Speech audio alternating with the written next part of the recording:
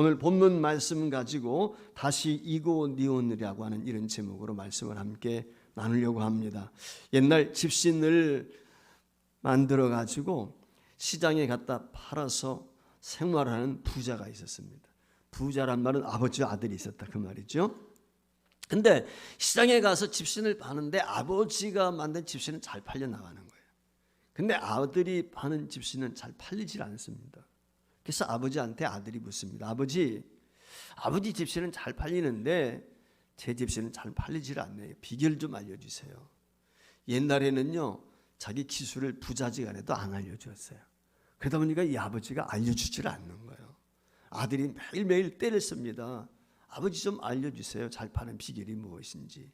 근데 알려주지를 않고 아버지가 세상을 떠나게 되었습니다. 임종을 맞이하게 되었습니다. 그래서 숨을 헐떡이는 아버지를 흔들면서 아들이 이야기합니다. 아버지, 비결 좀 가르쳐 주세요. 그랬을 때 숨을 헐떡이던 이 아버지가 한마디 딱 했습니다. 털 그랬습니다. 털, 그러고 세상을 뜨셨어요. 장례를 치렀습니다. 장례가 마친 다음에 아들이 아버지가 털 그랬단 말이죠. 한마디 딱 했어요. 도대체 그게 무슨 말일까? 그래서 아버지가 만든 집신과 자신이 만든 집신을 자세히 비교해 보게 되었습니다. 별반 차이가 없었습니다. 근데 딱 세상 표현으로 한 끗 차이가 있었습니다. 그것이 무엇이냐면 아버지가 만든 집신은 지푸라기가 하나도 없었어요. 그런데 자신이 만든 집신에는 지푸라기가 있었던 것입니다. 이것이 비결이었습니다. 이 말의 의미는 뭐냐면 끝마무리. 마무리가 아버지가 만든 집신은 깔끔하게 되어 있는데 자신이 만든 집신은 깔끔하지 못했던 것이죠. 여러분, 상품을 만들어 놔도요, 그 상품의 가치는 마무리에 있습니다. 마무리 별것 아닐 것 같거든요. 1%의 노력이 있지만 그 1%의 노력이 100% 효과를 나타내는 것이 끝마무리예요. 여러분, 상품뿐이겠습니까? 우리 인생도 마찬가지입니다. 대인관계도 그렇습니다. 끝마무리가 좋아야 합니다. 직장생활 오랫동안 했습니다. 열심히 했습니다. 인정받았어요. 근데 마무리 잘못하게 되면 욕 바가지로 먹습니다. 종종 그런 분들이 있죠. 이직하는 경우 있거든요. 열심히 이직당해서 일하다가 좋은 데로 스카웃해서 가게 될 때 제대로 정리해 놓고 가지 않는 사람들 종종 봅니다. 그럼 후임이 와가지고 욕 바가지로 하는 거예요. 제가 지금도 충격을 먹어서 기억에 남는 게 있는데 그 중에 하나가 뭐냐면 임종하는 분들은 가급적이면 제가 임종을 보면서 신앙 고백을 시켜야 되겠다라고 하는 생각을 갖는 계기가 여러 번 있었는데 그 중에 하나가 제가 서울에서 부목사로 사역을 할 때 인천에다가 어느 집사님이 식당을 개업을 하게 되었습니다. 서울에서 인천까지 그때만 해도 참 멀었어요. 지금이야 뭐 전철이 꿀에서 왔다 갔다 하는 게 편했지만 옛날에 그렇지 않았거든요. 지금은 자가용 다들 있지 않습니까? 근데 인천에다가 식당을 개업을 하게 되니까 부목사인 제가 와서 예배를 성도들과 더불어서 인도하게 되었는데 마침 믿지 않는 부모님이 저 충청도 지방에 살고 계셨는데 이분이 올라오셨어요. 아들이 식당 개업을 한다고 하니까. 그래서 함께 예배를 드리게 되었고 함께 음식을 나누며 대화를 하다 보니까 이분이 예수를 믿지 않는 분이에요. 그래서 복음을 전하게 되었어요. 근데 복음을 전하게 되었는데 이분이 하시는 말씀이 그때 제게 충격이었어요. 예수 믿는 사람도 별 수 없더라고요. 그래. 그게 무슨 말이냐라고 얘기를 들었더니 물어봤더니 자기 동네에 교회가 있는데 장로님이 말년이 별로 좋지 않았다는 거예요. 치매에 걸려가지고 한 10년 동안을 고생을 했대. 그래서 동네 사람들을 보면은 욕설도 하고 횡설수설하면서 그러면서 덕스럽지 못한 모습을 보인 거예요. 그러니까 이 사람 입장에서 보면 아이 그래도 예수 잘 믿는 사람은 잘 죽어야 되는데 그렇지 못한 모습이 덕이 안 됐다. 그러니까 예수 믿어도 별 볼 일 없더라. 이렇게 얘기를 하는 거예요. 근데 그 이야기를 들으면서 복음을 전했지만은 돌아오면서 그런 생각을 했어요. 야, 죽을 때 잘 죽어야 되겠구나. 할렐루야. 진짜예요. 거친 말이 아니고. 죽을 때 잘 죽어야 되겠구나.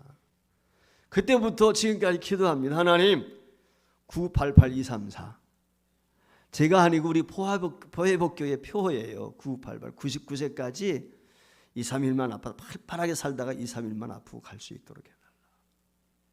사실 그거보다 더 큰 복이 어디 있습니까? 마무리 잘해야 돼요. 인생은 마무리를 어떻게 했느냐에 따라서 그 사람의 진가가 드러나는 것입니다. 근데요, 신앙생활도 마찬가지예요. 신앙생활 역시 마지막 죽는 순간까지 신앙을 붙드는 거예요. 그동안 열심히 신앙생활을 했어요. 근데 그 중에 어떤 분들 신앙을 저버리는 경우도 종종 있단 말이죠. 그런 의미에서 코로나 이후 우리 신앙생활을 다시 회복하는 것이 매우 중요하다라고 하는 생각을 갖게 되었습니다. 누가복음 24장에 보면은 예수님께서 부활하셨습니다. 그런데 그 예수님의 부활에 대한 이야기를 믿지 못하고 낙향하는 두 제자가 있었습니다. 바로 엠마오 내려가는 두 제자입니다. 실망해서 내려가는 거죠. 낙심해서 내려가는. 그동안 예수님 따라다녔는데 모든 것 포기하고 예수님 따라다녔는데 남은 것이 없어요. 주님 죽었으니까. 주님이 예루살렘에 올라가게 되면 왕이 되면 내가 한 자리 할 줄 알았단 말이죠. 출세할 줄 알았단 말이죠. 고향에도 그렇게 이야기를 했었겠죠. 야, 집에 와서 좀 일 좀 도와라. 아니에요. 내가 예수님 따라다니게 되면, 예수님이 왕이 되면 내가 한 자리 할 겁니다. 아마 얘기했을 거예요. 근데 지금 예수님이 죽었어요. 부활했다는 얘기는 있지만 만나보지 못했어요. 그게 낙심해서 낙향을 하고 있는 거예요. 근데 그 낙향하고 있는 제자들 틈에 예수님이 오셨어요. 그리고 예수님을 알아보게 되었어요. 낙향하던 그들이 어떻게 됩니까? 반전이 있죠. 다시 예루살렘으로 올라갑니다. 즉 사명을 회복했습니다. 요한 웨슬레가 이런 이야기를 했습니다. 나는 마음이 이상하게 뜨거워지는 것을 느꼈다. 마음이 뜨거워지는 것을 경험했다는 거예요. 웨슬레는 미국의 아메리카의 선교사로 갔었어요. 실패하고 고향으로 돌아왔어요. 목사입니다. 선교사입니다. 근데 실망과 좌절감에 사로잡혀 나날을 지냈습니다. 그러다가 어느 날 그가 내키지 않지만 올더스케이트라고 하는 어느 조그만 마을에 교회를 찾아가게 되었어요. 그리고 그 예배 시간이 되어서 교회에 들어갔는데 교회가 작으니까 설교자가 없는 거예요. 한마디로 목사가 없는 교회였어요. 근데 어느 평신도가 나와가지고 루터의 로마서 강의 서론을 읽어주는 것입니다. 그 로마서 강의 서론을 듣는 순간 마음이 뜨거워졌어요. 하나님께 대한 신앙이 회복된 것입니다. 영혼들을 구원하고자 하는 열정이 그의 마음에 솟게 되었어요. 그 이후로 다시 한번 사명을 회복한 이 요한 웨슬레가 그런 표를 내세웠어요. 이제 전 세계를 나의 교구로 삼겠다. 전 세계를 내가 복음화시키겠다. 이게 그의 삶의 모토였다고 하는 것입니다. 다메섹으로 가는 길에서 예수님을 만나 회심을 경험한 바울 사도, 그 예수님을 만난 이후부터 복음을 전하기 시작을 합니다. 기록에 의할 것 같으면 바울이 전도하기 위해서 돌아다녔던 거리가 17,000km 정도 된다고 합니다. 오늘과 같이 차가 있는 것이 아닙니다. 비행기를 타고 다닌 것도 아니에요. 순수하게 걸어 다녀요. 배를 타고서 몇 번 이동한 적이 있지만 그것 외에는 전적으로 걸어서 다니는 거예요. 그 수많은 거리를 돌아다니면서 복음을 전했습니다. 얼마나 어려움이 많았겠습니까? 힘든 일이 많았겠습니까? 전도하면서 고난과 시련, 환난도 많았습니다. 그래서 고린도후서 11장 24절 이하에 보면 바울 사도가 복음을 전하게 될 때 경험했던 어려움에 대해서 이렇게 고백을 하고 있습니다. 유대인들에게 40에서 하나 감한 매를 5번 맞았으며 3번 태장으로 맞고 1번 돌로 맞고 3번 파선하고 일주야를 깊은 바다에 지냈으며 여러 번 여행하면서 강의 위험과 강도의 위험과 동족의 위험과 이방인의 위험을 경험했다. 그렇게 지금 고백을 하고 있어요. 그러니까 수많은 죽을 고비를 넘겼다는 거예요. 이렇게 힘든 전도 여정 중에서 오늘 본문 말씀에 보면 사도 바울이 당한 어떻게 보면 가장 힘든 그런 고난 가운데 하나를 설명을 하고 있는 것입니다. 자, 바울 사도가 안디옥에서 출발을 했습니다. 복음을 전하기 위해서. 그래서 비시디아 안디옥을 거쳐서 이고니온이라고 같이 가게 됩니다. 그 이고니온이라고 하는 것은 지금 이야기하면 터키 남부지방에 해당이 되는데 루카오니아 지역입니다. 한마디로 말하면 이고니온은 이 루카오니아 지역의 수도와 같은 거예요. 즉 한마디로 이야기할 때 도청 소재지. 인천으로 말하면 인천 시청 소재지 정도가 되겠죠. 그런 도시입니다. 도시는 옛날에도 발달했어요. 돈이 있는 곳에는 언제든지 시부리인들이 있습니다. 돈이 되는 곳에는 시부리인들이 늘 찾아가게 돼요. 그 시부리인들의 특징이지 않습니까? 그리고 시부리인들은 이 사람들이 있는 곳에는 해당이 꼭 있습니다. 유대 사람들은 한 5가정 정도만 그 지역에 살고 있으면 해당을 꼭 모임을 하게 돼요. 그래서 그 해당을 통해서 토라, 모세의 오경을 가르쳐주고 아이들이 신앙교육을 하는 거예요. 그래서 유대인을 만나기 위해서는 어디 가면 돼요? 해당에 가면 돼요. 그래서 이고니온에서 복음을 전하기 위하여 역시 바울 사도도 그 해당을 찾아가게 되고 그 해당에서 복음을 전하게 되었을 때 많은 사람들이 그 복음을 얻고 회심을 하게 됩니다. 오늘 본문 14장 1절 말씀에 보면 이렇게 기록이 되어 있습니다. 이고니온에서 두 사도가 함께 유대인의 해당에 들어가 말하니 유대와 헬라의 허다한 무리가 믿더라 그랬어요. 그러니까 바울 사도가 이고니온 해당에서 복음을 전하게 될 때 유대인들뿐만 아니라 이방 사람이었던 헬라 사람들까지도 예수를 믿게 된 거예요. 회심의 역사가 나타나게 된 것입니다. 그런데 그 현상을 보면서 문제가 생겼어요. 그게 뭐냐면 예수님을 십자가에 못 박아 죽였던 유대인들, 즉 예수님을 비토했던 유대인들이 그곳에서 있는 거예요. 이 사람들이 바울 사도가 복음을 전하는 것을 보면서 시기하고 질투해가지고 모함하기 시작했고 새를 규합해서 이방인들을 충동하고 그래서 이 바울 사도에게 돌로 쳐 죽이는 그런 사건이 벌어지게 됩니다. 누스드라라고 하는 곳 옆 동네에 가서 복음을 전할 때인데 그 옆 동네에 가서 복음을 전하게 되는데 어떤 사건이 일어나게 되냐면 병든 자들이 다 치료받고 기적의 역사들이 막 나타나는 거예요. 그러니까 이고니온에서도 반대했던 사람들이 그곳까지 사람들을 데리고 와서 충동을 하면서 결국은 돌로 쳐서 이고니온 사람들이 바울을 죽인 것입니다. 성경 말씀에 보면은 그들이 죽은 줄 알고 떠나갔다는 거예요. 기절해버렸어요. 돌에 너무 많이. 그 곳이 이고니온이에요. 조금 전에 죽을 고비를 넘겼던 곳이에요. 그런데 오늘 보는 말씀에 보니까 이고니온에 다시 들어간다는 거예요. 조금 전에 돌로 맞아서 죽을 뻔했던 그 지역인데 그곳에 들어가겠다. 우리 생각에는 상상이 안 되죠. 조금 전에 자신을 죽이려고 했던 사람들이 득실거리는 곳이에요. 그러면 피하는 것이 정상입니다. 가더라도 다른 사람들을 보내든지 어느 정도 시간을 지체한 다음에 가는 것이 정상이죠. 그런데 오늘 여기 바울 사도는 자신을 돌로 쳐 죽이려고 했던 그 이고니온으로 다시 들어가고 있습니다. 바울에게는 두려움이 없었겠습니까? 그도 사람인데 있었겠죠. 그런데 왜 바울 사도가 그 두려움을 극복하고 이고니온으로 다시 들어갔을까요?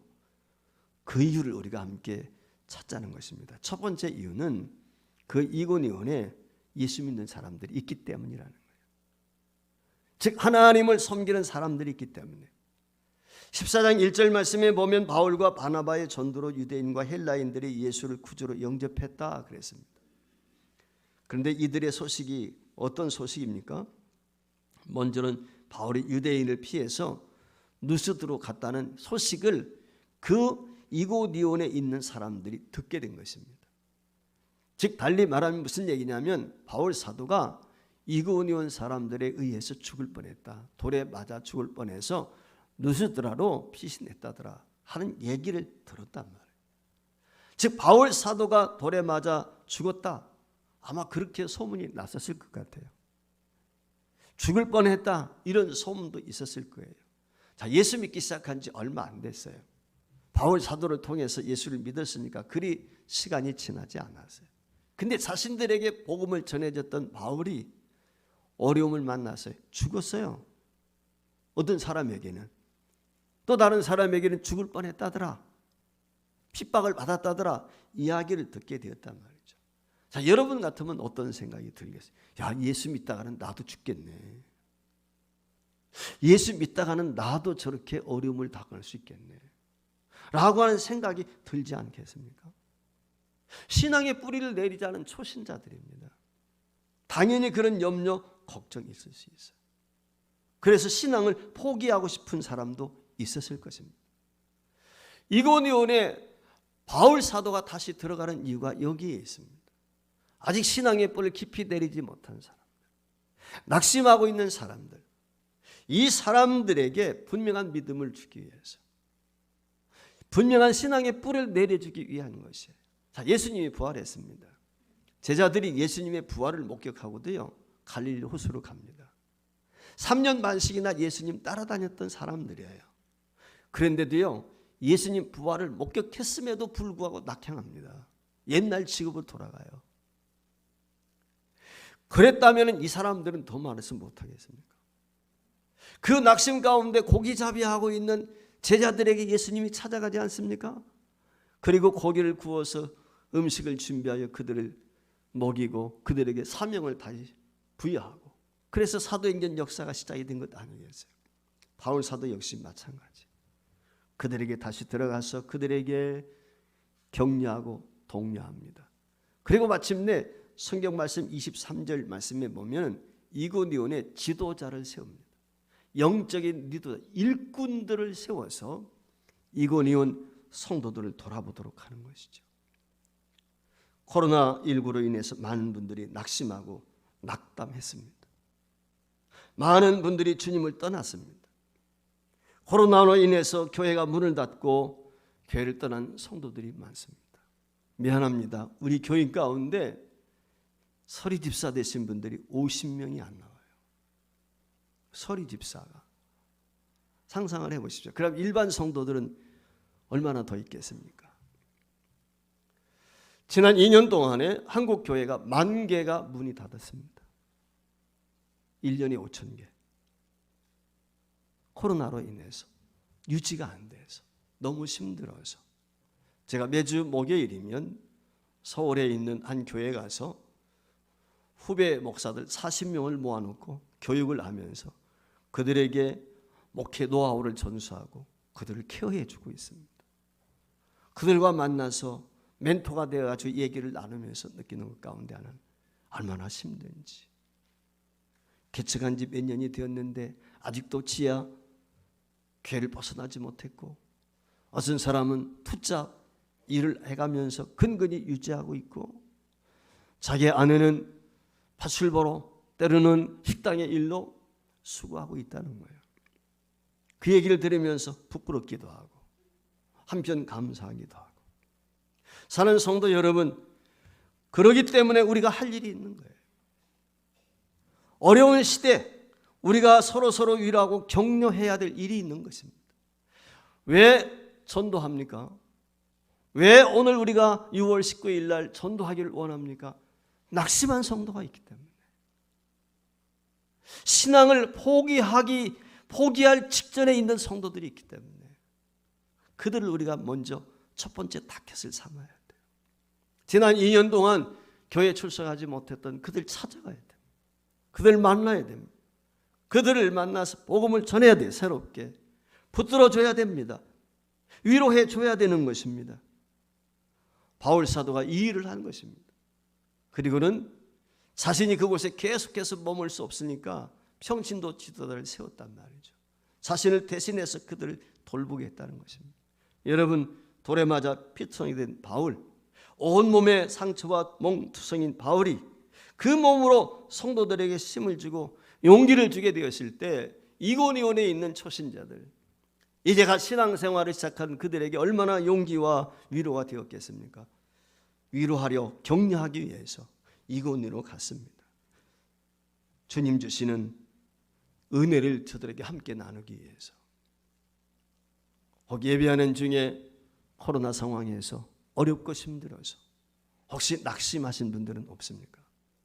오늘 이 말씀을 통해서 저와 여러분이 위로받기를 원하고, 동시에 우리 가운데 이 코로나 상황 가운데서 신앙생활을 포기하고 낙심하는 분들이 있다면 그들 이번 기회를 통해서 주님 앞으로 돌아올 수 있는 회복의 은혜를 경험하는 귀한 계기가 되어야 될 줄 믿습니다. 이를 위해서 우리가 전도해야 되는 것입니다. 두 번째 이유가 있습니다. 바울은 자신을 핍박한 사람들에게 복음을 전하기 위해서 가는 것입니다. 이것이 두 번째 목적이에요.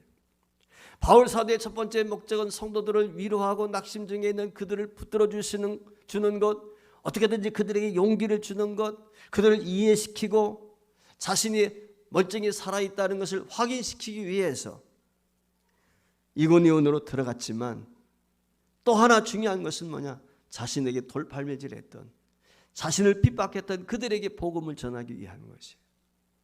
여러분, 연약한 지체들을 위로하고 격려하기 위해서 들어간다는 건 당위성이 있어요. 그러나 자신에게 돌팔매질했던, 자신이 복음 전하는 것을 핍박했던 그들을 찾아가서 복음을 전한다는 것은 또 다른 위기를 직면할 수도 있는 거예요. 바울 사도에게는 이런 마음이 있었어요. 로마서 9장 1절 이하에 보면 바울 사도에 큰 근심이 있는데 어떤 근심입니까? 그것은 자기 동족에 대한 근심입니다.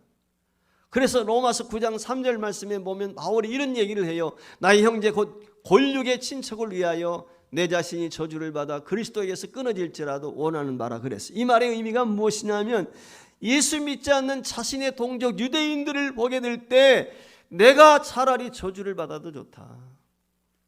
내가 예수 그리스도의 사랑에서 끊어진다 할지라도 그들이 예수만 믿을 수 있다면, 이게 바울 사도의 말. 내 사랑하는 배우자가, 내 부모가, 내 형제가 예수만 믿을 수 있다면, 내 이웃이 예수를 믿을 수 있다면, 이게 오늘 바울 사도의 마음입니다. 오늘 우리에게도 이런 마음이 있기를 원합니다. 여러분, 바울 사도를 핍박합니다. 그를 매를 치고 죽이려고 여러분 바울 사도를 죽이기 위해서 결사대까지 만들었잖아요. 그게 유대인들이거든요. 그런데 그들을 향해서 나가는 거예요. 그들에게 복음을 전하겠다는 거예요. 성경에 보면 위대한 기도들이 많습니다. 그런데 가장 위대한 기도 두 가지를 뽑으라면 첫 번째는 예수님의 기도입니다. 그게 누가복음 23장 34절에 있어요. 예수님 십자가에 달려 죽습니다.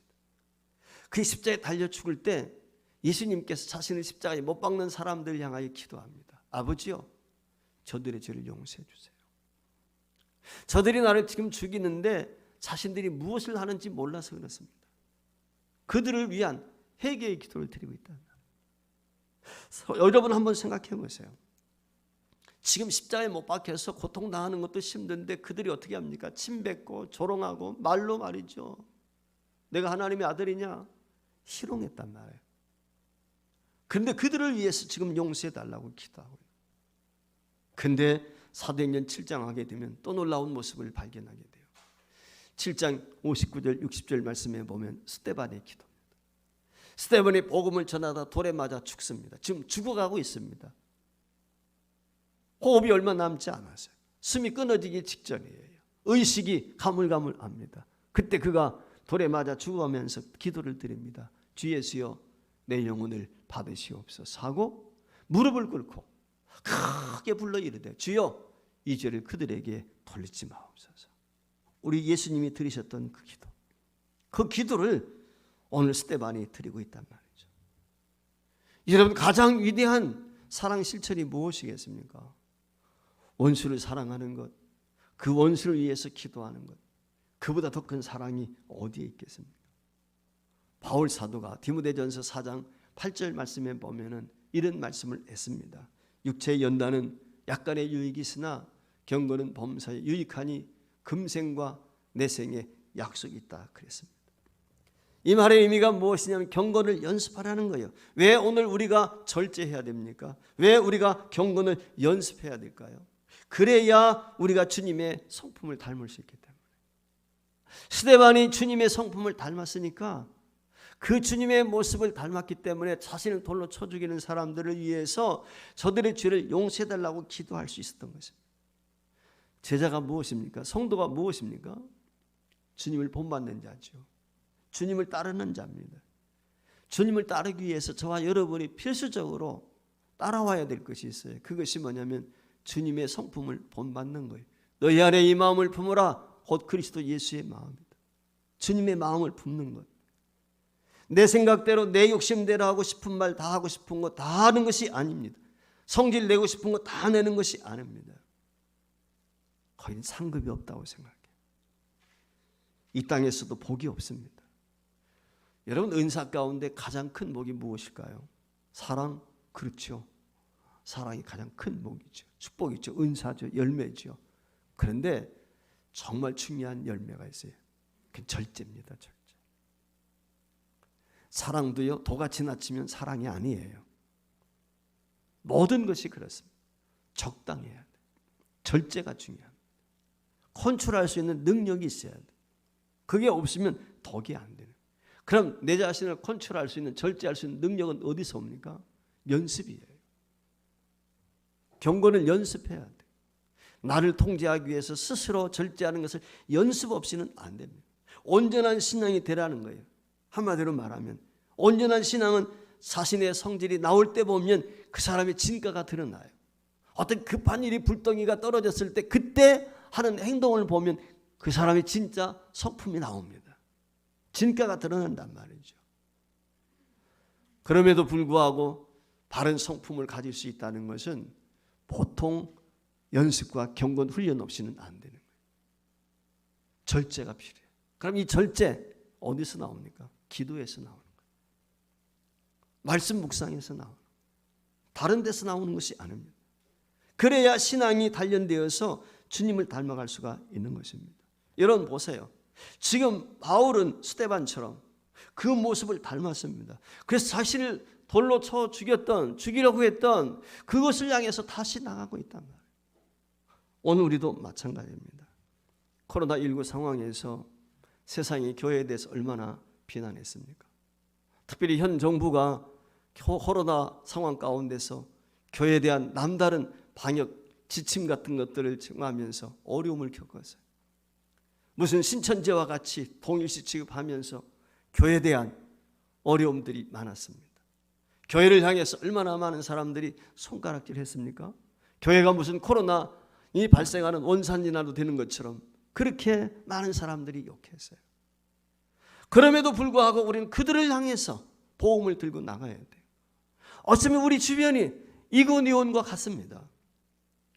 교회를 비판하고 예수 믿는 성도들을 힘들게 했던 그들이지만 오늘 우리는 그들을 향해서 복음을 들고 나가야 돼요. 이유가 무엇입니까? 그들도 구원받아야 될 하나님의 피조물이기 때문에, 그들도 우리와 함께 신앙생활하고 천국에 가야 될 우리의 사랑하는 이웃이요 형제 자매이기 때문에, 그래서 우리 교회가 6월 19일, 26일 양일간에 걸쳐서 전도하게 될 때 두 번째 대상자가 누굽니까? 불신 가족과 우리 태신자예요. 사랑하는 성도 여러분, 이 일에 저와 여러분이 헌신하게 될 때 하나님이 도우실 것입니다. 어떻게 말입니까? 세 번째 기억하십시다. 바울 사도가 그 어려움이 있고 고난이 기다리고 있는 이고니온으로 다시 들어가는 이유는 어디에 있어요? 자기의 의지, 자기의 힘일까요? 아닙니다.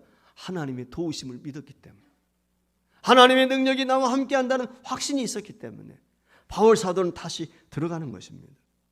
우리가 잘 아는 것처럼 고린도전서 2장 3절 말씀에 보면은 바울 사도가 아테네에서 복음을 전하는데 실패합니다. 그 아테네에서 복음을 전하다가 지식인들, 아테네는 이 철학의 도시인데 철학적으로 고상하게 설교를 했거든요. 근데 믿는 사람이 없어요. 실패했어요, 전도하는데. 그 실패하고 돌아와서 고백하는 바울 사도의 고백을 보면은 고린도전서 2장 3절에 이래: 내가 너희 가운데 거할 때 약하고 두려워하고 심히 떨었다. 두려웠다는 거예요. 그의 심정을 충분히 이해할 만해요.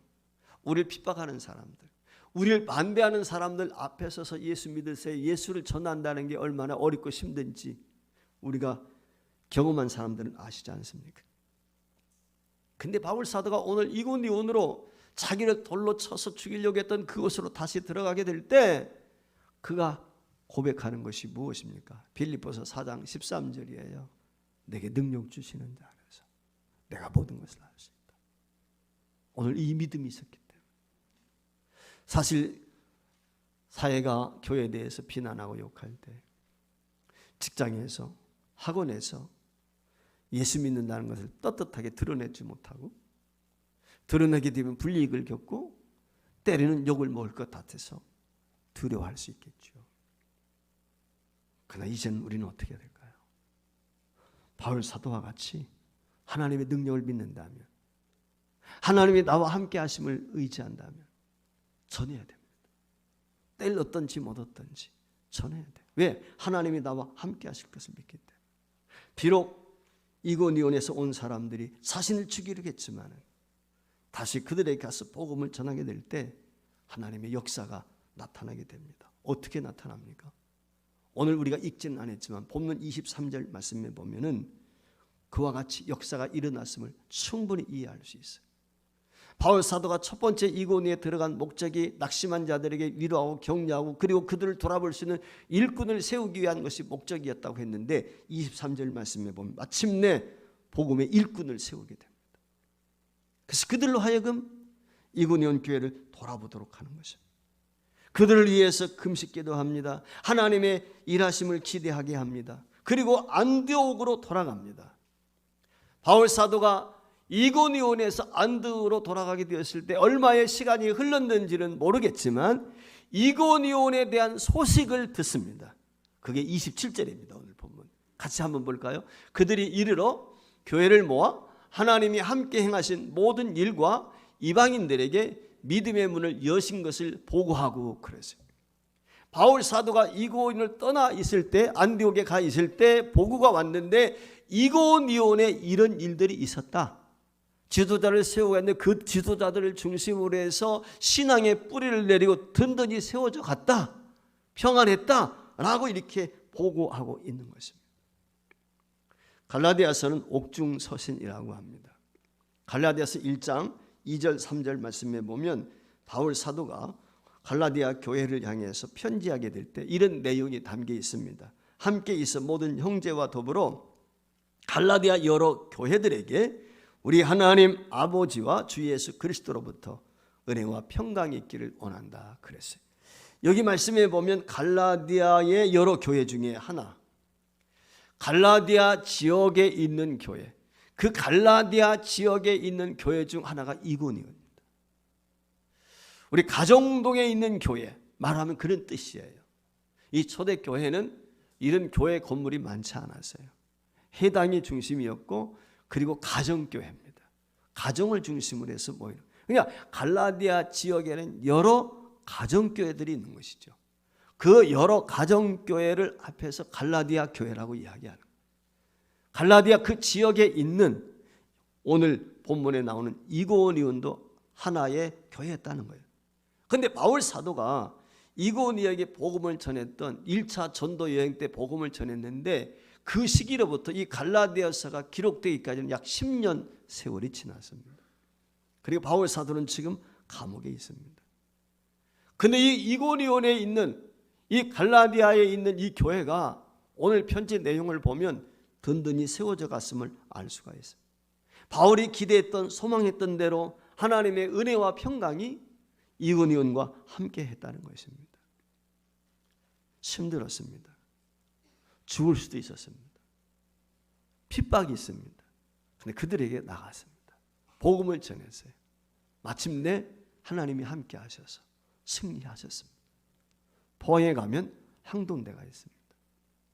항동대에 대한 초기 학교가 시작될 때 비화 중에 이런 얘기가 있습니다. 지금은 총장이 바뀌었지만 김영길이라고 하는 그분이 총장이었죠. 장로님이시죠. 온누리교회 장로님이신데 이분이 초대 총장으로 초빙을 받아서 카이스트의 교수로 계시다가 이분이 총장으로 내려가게 되었습니다.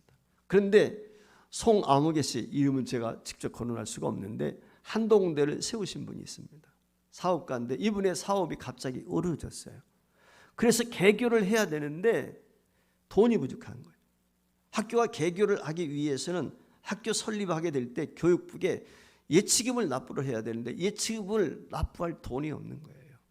그래서 이 회장님이 총장 되시는 김영길 총장님에게 이야기합니다. 아무래도 올해는 우리 대학이 개교할 수가 없을 것 같습니다.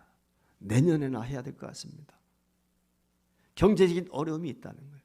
그래서 개교를 미룰 수밖에 없다라고 얘기를 하게 되었을 때 김영길 총장님이 금식하며 기도했습니다. 지금 생각해 보니까 저도 그때 온누리교회가 서빙고에 교회를 건축하고 교인들이 그치 많지 않았을 때예요. 본당만 1층에만 약 한 3분의 2 정도밖에 차지 않을 때입니다. 그때 당시 영국에 계신 짐 그레임이라는 목사님이 오셔서 예배 세미나를 했는데 제가 일주일 동안 그 예배 세미나에 참여를 하게 되었어요. 그때 보니까 표를 붙여놓고 김영길 총장님도 그때 제가 봤는데 열심히 기도를 하시더라고요. 바로 그때였던 것 같아요. 그 기도가 씨앗이 되어서 온누리교회에서 그 돈을 마련했어요. 그래서 한동대를 지원하게 되었고 마침내 개교를 하게 되었습니다. 분명한 크리스천 리더 양성이라고 하는 비전을 가지고 21세기형 새로운 대학, 새로운 교회, 하나님의 대학을 앞세워 이런 모토를 가지고 학생 모집을 하게 됩니다. 포항입니다. 서울이 아니라 시골이죠. 한동대 이름도 없죠. 이제 시작하는 학교니까 학생이 얼마나 올까? 1학년 첫 번 모집하는 학생 수가 입시생이 400명 모집인데 여러분들 놀라지 마세요. 몇 명이나 지원한지 아십니까? 4,872명이 지원을 했어요. 초기에 제1기 1회 뽑는데 4,872명이. 지금은 한동대가 그래도 한국에서 유명한 대학이 됐지 않습니까? 미션스쿨로서는 외국에서도 알아주는 대학이 되었어요. 여러분, 모험처럼 보이는 일에 하나님이 부르실 때 순종하는 것 쉽지 않습니다. 그러나 바울이 그렇게 했습니다. 하나님의 부르심을 따라서 죽을 각오로 이고니온으로 들어가게 되었을 때 그때 놀라운 구원의 역사가 나타났습니다. 사실 지금 어쩌면 우리는 이고니온을 앞에 두고 있습니다. 코로나 상황에서 우리 주변을 볼 때 복음 전하는 것이 너무 어렵습니다. 전도해 보신 분들은 압니다. 지금이 어떤 때인데 전도하냐고 욕을 합니다. 마음대로 티슈 하나, 물건 하나 나눠주기도 어려운 시대. 거절하고 손 뿌리치고 지나가는 사람이 한둘이 아니란 말이죠. 이런 시대 속에 우리가 전도한다는 것 어려움이 있습니다. 그러나 어떻게 해야 될지 판단이 서지 않는 오늘 이 자리일 수 있지만 우리가 명심해야 될 것은 하나님이 함께 하시며 주님께서 구원하시고자 하는 영혼들을 분명히 구원하실 줄 믿습니다. 이때를 위해서 하나님이 우리 교회를 세워주시고 지금까지 인도해 주시지 않았을까? 이런 생각을 가져보면서 하나님이 기뻐하시는 길이라면 오늘 그 길을 가야 됩니다. 낙심 중에 있는 자들 우리가 찾아가서 권면해서 다시 한번 그들로 하여금 일어설 수 있도록 우리 격려해야 됩니다. 우리를 핍박하고 돌팔매질했던 비난했던 그들도 구원받아야 될 구원의 대상입니다. 우리는 그들에게 나가야 됩니다. 믿음으로 하나님의 능력을 믿고 나가게 될 때 분명히 이고니온의 놀라운 구원의 역사가 있었던 것처럼 우리 소부지일교를 통해서 이 지역사에도 이런 놀라운 기적을 베풀어 줄 줄 믿습니다. 이 믿음 가지고 16일과 19일에 있을 전도대회에 예외 없이 우리 모두가 동참할 수 있기를 주의 이름으로 축원합니다.